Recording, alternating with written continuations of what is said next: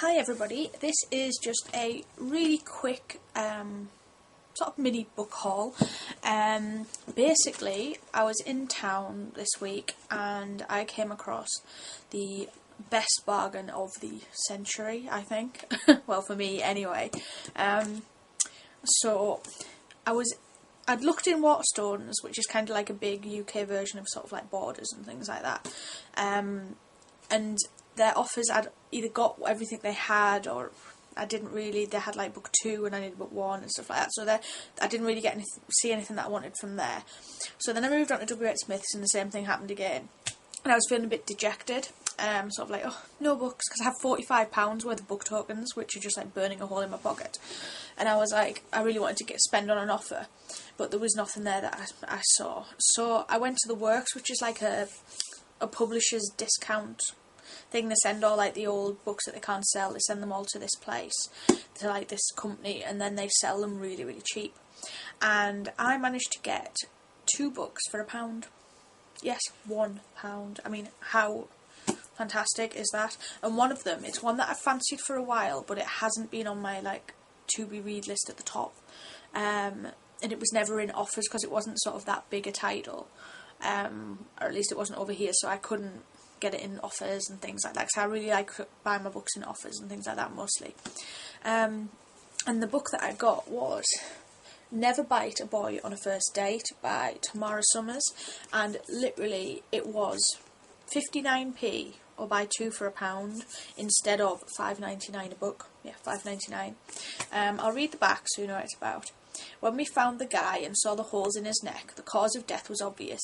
It wasn't me, I said. I make one mistake and suddenly every little vampire attack is my fault. That's so unfair. But it doesn't matter how much I protest. Unless I can prove my innocence, I'll be spending the next decade in a padded coffin. So now I'm on a mission to track down the real murderer. I've narrowed it down to 3 suspects, all acting suspiciously, all boys, and all very cute. Now, I fancied this one for a while, but as I say, it wasn't at the top of my my wish list, so to speak. So when I saw it there for like 2 for £1, I was like, fantastic. I'll definitely. I mean, I couldn't put it down in the shop and leave it. That would just have been silly. So I grabbed that, and I'm so thrilled with that one. And then the second one I got, there wasn't really that big a selection. It was just lucky that other one was there. So this one I'd never heard of before. I've heard of the author. I think I read years ago one called Abomination by the same author, and I quite enjoyed that one. But this one is like a ghost story as far as I can tell, and Robert Swindells is apparently, it says, a Carnegie Award winning author. So it's very good. Let's have a look what it says on the back. If you expect to see a ghost, you see a ghost. That's what Bethan tells herself when her brother Harry takes her to see the ghost at the old reservoir. But she really can see it, a pale figure floating over the water, one finger pointing downwards. Local legend says that the ghost is the shade of Hetty Danis, an ancestor of their family, who vanished over 100 years ago. If so, what does she want, and why is she appearing now? Harry and Bethan and their friends Rob and Alison are determined to find out. And it just sounded really, really interesting, and as much as it was only 59p for that book, I thought for £1 I might as well try this. And you know, the summer's coming up and I'll fly through books, so I just thought that would be a really, really good one. And it's not very big, as you can see. It's like got really big sort of font, and it's only 250 pages, so I'll read through it quite quickly, and it just sounded quite good. And 2 for £1, I mean £1 for 2 books.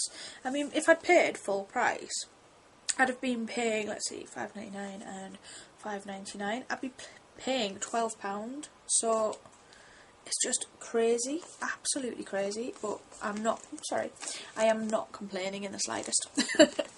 And another thing, I don't know how I didn't know I had this book. I have been after the Mortal Instruments, the first book, for absolutely ages, and I don't know how I didn't know that I didn't have it, that I had it already.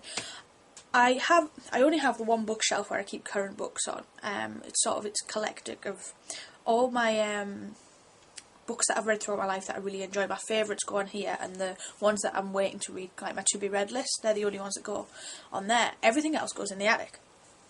So I was looking for, because I'm doing an introduction video which will be on the Chapters Book Club channel later, and so I was looking through for all books that I've enjoyed over my life and things like that, and I came across this, an uncorrected proof of book 1 of the Mortal Instruments, City of Bones.